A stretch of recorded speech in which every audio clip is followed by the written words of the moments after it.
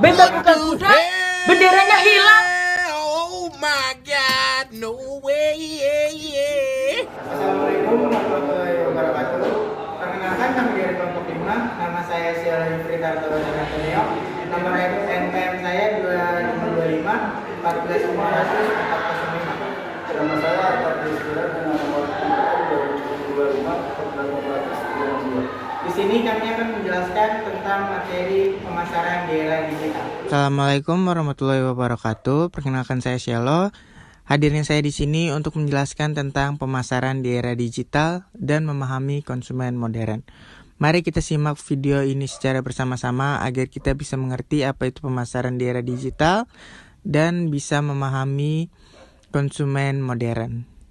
Namun sebelum kita memasuki materi pada hari ini, saya ucapkan kepada teman-teman semua, yaitu selamat datang dalam pembahasan mengenai pemasaran di era digital, yaitu memahami konsumen modern di tengah perubahan lanskap bisnis yang begitu cepat. Memahami bagaimana konsumen berinteraksi dengan merek menjadi kunci kesuksesan. Namun setelah daripada itu, kita akan memulai pembahasan materi kita pada hari ini. Disimak. Baik, kita akan memasuki pembahasan di poin pertama.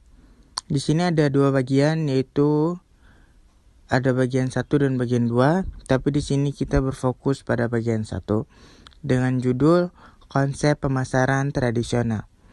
Pemasaran tradisional merujuk pada promosi produk atau layanan melalui media konvensional seperti iklan cetak, televisi, radio, papan reklam, hingga surat langsung. Kekuatan utamanya adalah jangkauan luas dan kredibilitas yang melekat pada media tersebut. Namun, ia memiliki keterbatasan, yaitu sulit mengukur efektivitas, biaya tinggi, dan interaksi yang bersifat satu arah. Meski begitu, pemasaran tradisional masih relevan untuk membangun kesadaran merek yang luas dan sebagai pelengkap strategi digital. Sedikit menjelaskan untuk poin di bagian pertama, yaitu konsep pemasaran tradisional. Teman-teman di sini bisa membaca langsung, yang dimana pemasaran tradisional itu dia merujuk pada promosi produk, layanan melalui media konvensional seperti iklan cetak, televisi, radio, dan papan reklam hingga surat langsung. Dan di sini ternyata kita bisa lihat sendiri bahwa konsep pemasaran tradisional yang zaman dahulu itu masih ada yang menggunakan surat langsung. Namun konsep pemasaran tradisional memiliki keterbatasan, yaitu sulit mengukur efektivitas, biaya tinggi, dan interaksi yang bersifat satu arah. Tapi dengan kita bisa melihat untuk keterbatasan yang sulit ini, ternyata konsep pemasaran tradisional ini masih bisa digunakan untuk pelengkap di strategi digital yang sekarang ini. Yaitu untuk yang sekarang ini kita bisa lihat untuk perusahaan-perusahaan masih menggunakan surat, bahkan yang lain-lain. Baik teman-teman, selanjutnya kita akan membahas bagian kedua, yaitu konsep pemasaran di era digital. Tadi untuk bagian pertama kita sudah membahas konsep pemasaran tradisional. Sekarang di bagian kedua kita akan membahas konsep pemasaran di era digital. Konsep pemasaran di era digital memasuki era baru. Pemasaran digital hadir dengan memanfaatkan teknologi internet yang mencakup SEO, SEM, media sosial, email marketing, kontak marketing, hingga iklan online. Keunggulannya sangat jelas, yaitu untuk jangkauan global, interaksi dua arah, penargetan audiens yang presisi, serta kemampuan mengukur performa secara real time. Dengan fleksibilitas tinggi, strategi digital memungkinkan adaptasi cepat sesuai perubahan perilaku konsumen. Teman, sampai di sini kita bisa melihat beberapa perbandingan dari konsep pemasaran tradisional dan konsep pemasaran di era digital. Kalau menurut saya sendiri, untuk konsep pemasaran tradisional itu memiliki yang namanya keterbatasan. Tidak seperti konsep pemasaran di era digital yang memiliki keunggulan. Teman-teman, di sini kita bisa melihat konsep pemasaran digital yang dimana keunggulannya itu sangat jelas, yaitu untuk jangkauan global, interaksi dua arah, penargetan audiens yang presisi, serta kemampuan mengukur performa secara real time. Teman-teman, di sini sangat berbeda dengan konsep pemasaran tradisional, yang dimana konsep pemasaran tradisional itu sangat memiliki keterbatasan, yaitu keterbatasannya sulit mengukur efektivitas biaya tinggi dan interaksi yang bersifat satu arah. Dari sini aja kita bisa lihat kalau misalkan di konsep pemasaran tradisional itu interaksinya bersifat satu arah.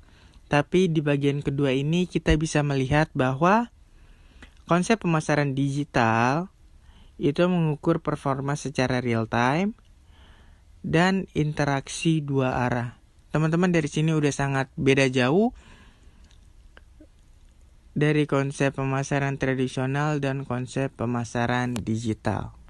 Untuk pembahasan bagian 1 dan bagian 2 sampai di sini, kita akan lanjut ke bagian-bagian yang selanjutnya, atau kita akan lanjut ke slide yang berikutnya. Baik, di sini kita akan lanjut ke slide yang bagian 3 dan bagian 4. Kita berfokus kembali pada bagian yang ketiga, yaitu perbandingan kunci. Perbedaan mendasar antara kedua pendekatan terletak pada filosofi komunikasi. Pemasaran tradisional bersifat megafon, yaitu untuk menjangkau sebanyak mungkin orang dengan pesan yang sama. Sedangkan pemasaran digital lebih menyerupai percakapan personal, di mana mereka dapat memahami preferensi setiap konsumen dan menyesuaikan pesanan sesuai kebutuhan mereka. Inilah kekuatan utama yang membuat pemasaran digital menjadi game changer. Sedikit untuk saya menjelaskan di bagian ketiga ini, teman-teman, kita bisa melihat kembali beberapa perbedaan antara pemasaran tradisional dan pemasaran di era digital yang sekarang. Teman-teman, kita bisa lihat untuk pemasaran tradisional itu mereka menjangkau sebanyak mungkin orang dengan pesanan yang sama. Jadi bisa dibilang pesanan ini kayak kita mau pesan barang ke suatu toko, itu kita tidak bisa request kayak yang sekarang nih.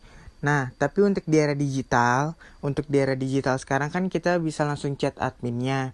Nah, jadi di situ kita bisa menyesuaikan keinginan yang kita ingin untuk membeli sesuatu yang kita ingin. Jadi teman-teman, menurut saya di sini sangat banyak ya perbedaannya. Namun kita akan lanjut ke bagian berikutnya.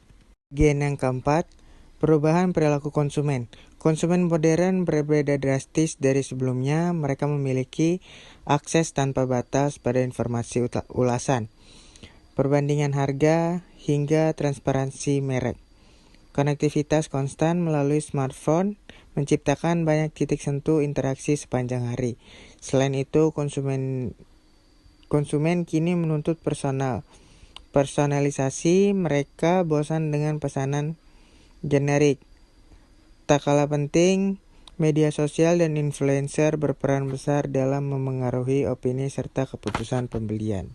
Sedikit memberikan pemahaman saya terhadap bagian keempat ini, kita dapat melihat di bagian keempat ini, yaitu di mana perubahan yang sangat jauh dari era digital dan di era tradisional, yaitu untuk harga barang yang di era tradisional sangat berbeda jauh dengan harga di era digital, yang dimana menurut saya harga di era digital ini sangat bisa dibilang sangat mahal dan cukup mahal.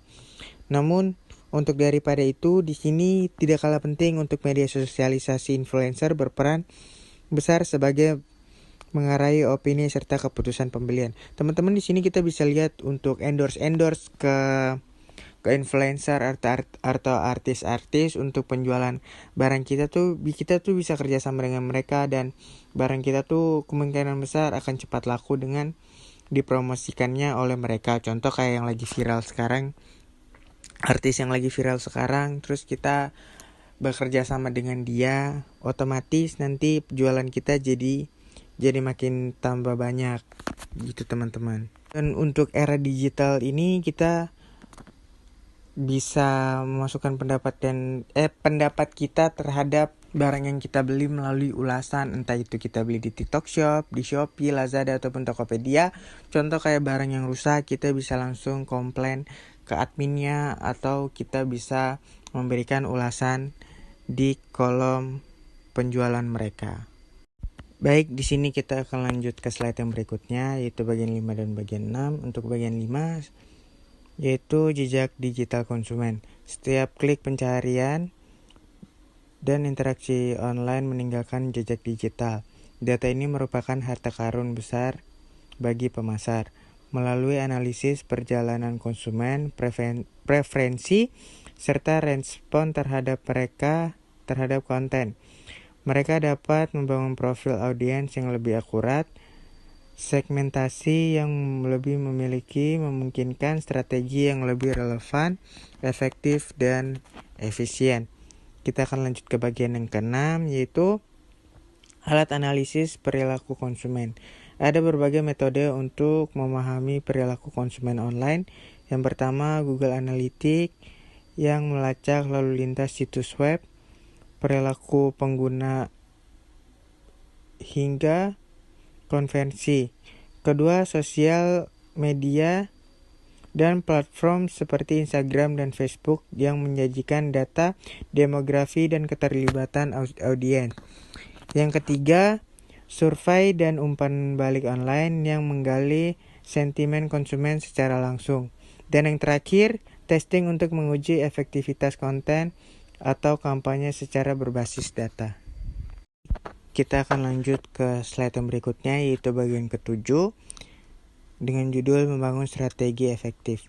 Strategi pemasaran berbasis data mencakup signifikan yang akurat, pembuatan konten personal, optimasi saluran distribusi, serta pengukuran berkelanjutan. Tujuannya adalah menciptakan pengalaman konsumen yang holistik, konsisten, dan bernilai di semua titik sentuh digital.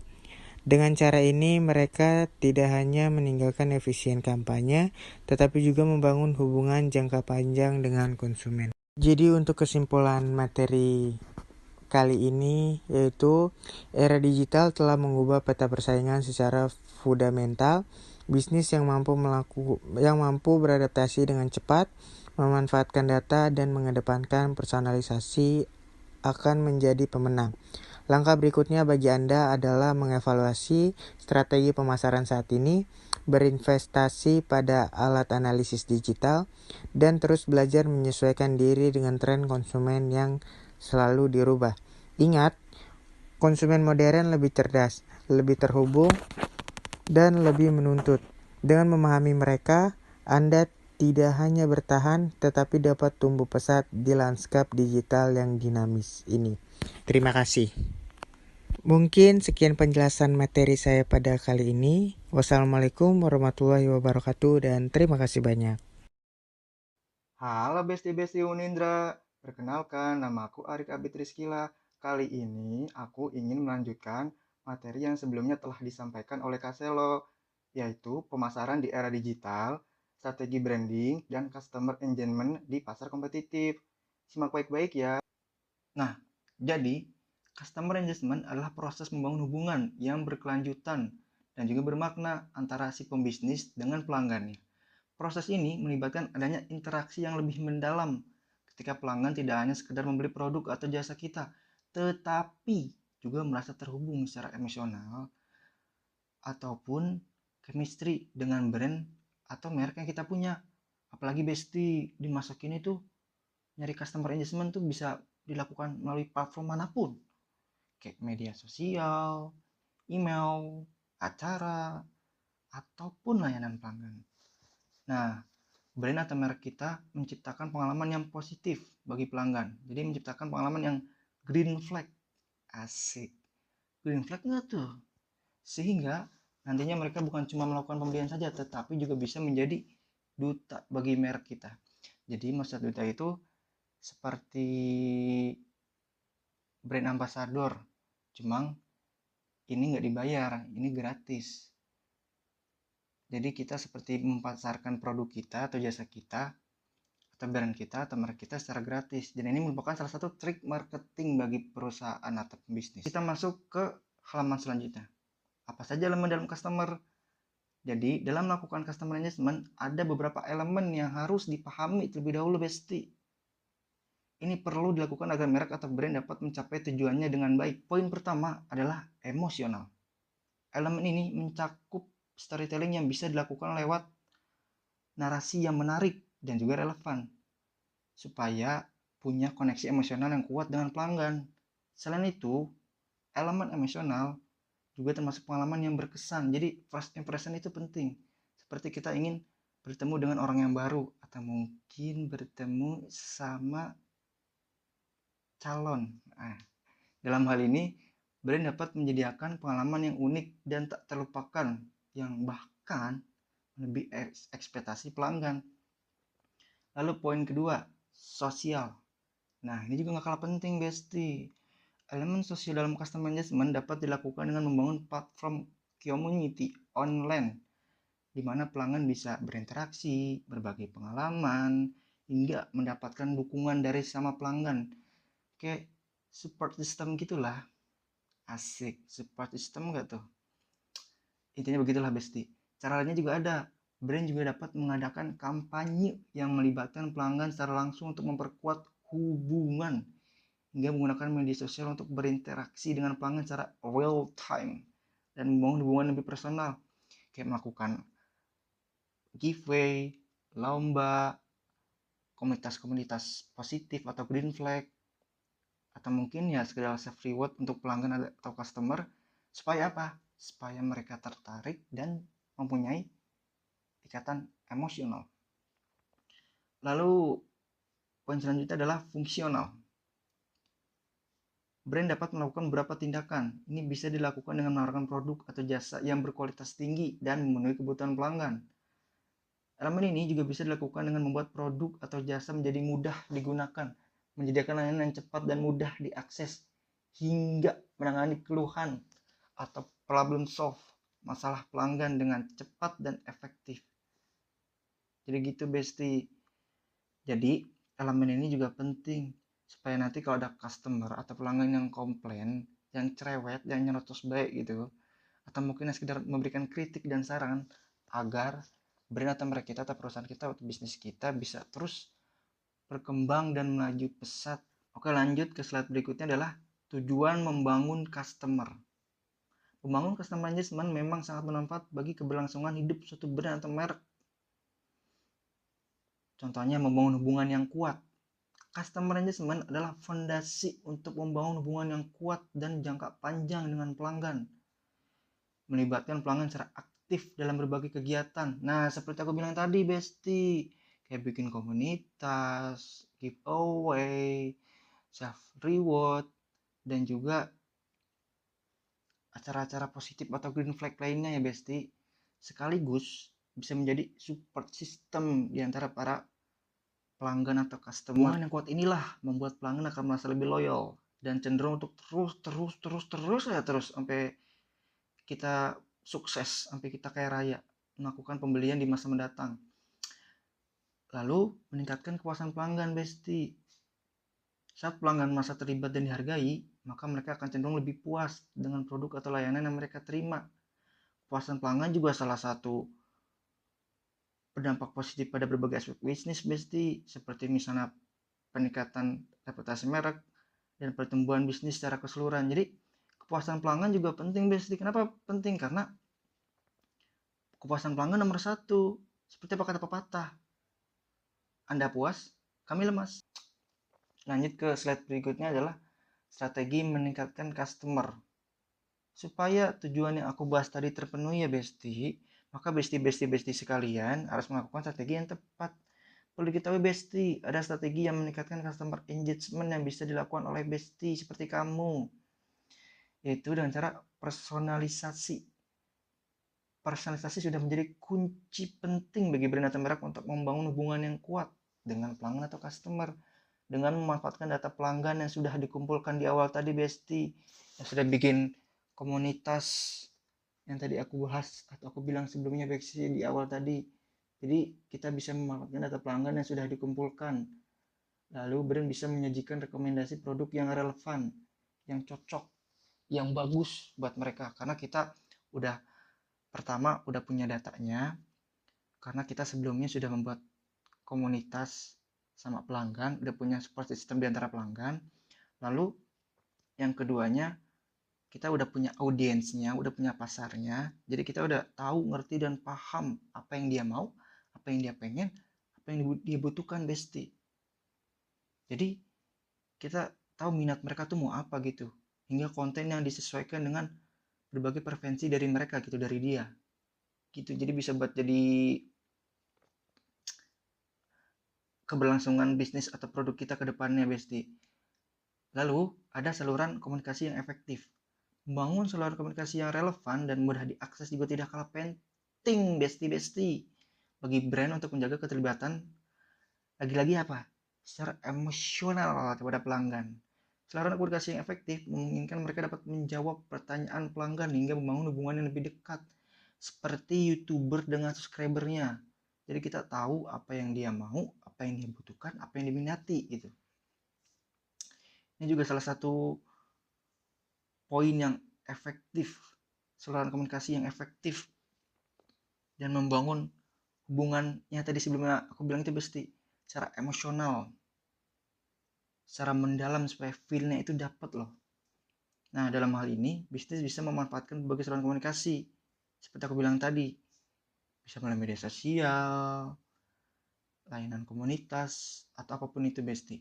Lalu ke program loyalitas. Program loyalitas juga merupakan cara yang efektif untuk menghargai pelanggan setia. Asik, setia nggak tuh? Pelanggan yang setia, asik. Dan mendorong mereka untuk terus berbelanja gitu. Berarti emang setia ya, karena mendorong mereka untuk terus berbelanja gitu. Setia banget, sampai kita bangkrut kali.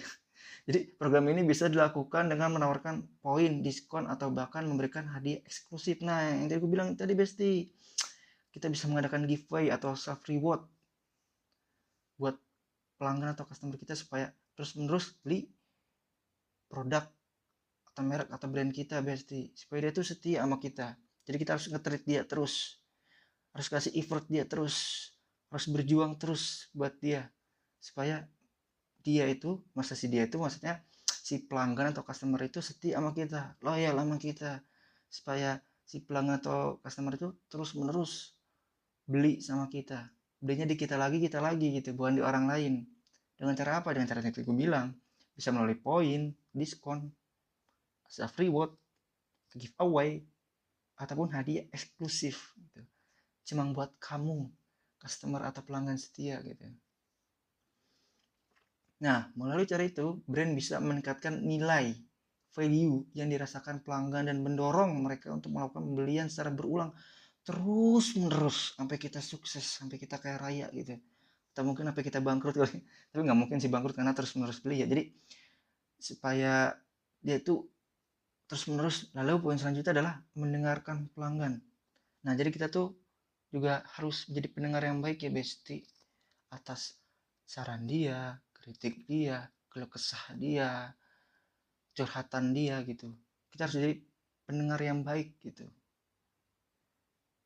Nah, mendengarkan feedback atau keluhan dari customer atau pelanggan menjadi suatu hal yang sangat penting untuk dilakukan brand atau merek dalam rangka menaikkan customer engagement. Nah, di sini tuh brand wajib menyediakan saluran yang supaya orang-orang tuh kayak pelanggan atau customer dia tuh bisa berkeluh kesah, kasih saran, cerita, kritik, ataupun curhat ya, Besti. Menyampaikan pendapat ataupun juga keluhan gitu melalui survei atau polling atau apapun di media sosial. Dengan mendengarkan pelanggan, brand dapat mengidentifikasi bagian yang perlu diperbaiki, apa yang kurang gitu dari kita gitu, dan mengambil tindakan untuk supaya makin naik, supaya makin punya nama produk atau layanan kita. Jadi di sini kita harus jadi pendengar yang baik gitu, supaya kita tahu apa yang dia mau gitu. Seperti aku bilang sebelumnya, seperti aku bilang sebelumnya, Besti, apa yang dia mau dan apa yang dia mau. Assalamualaikum warahmatullahi wabarakatuh.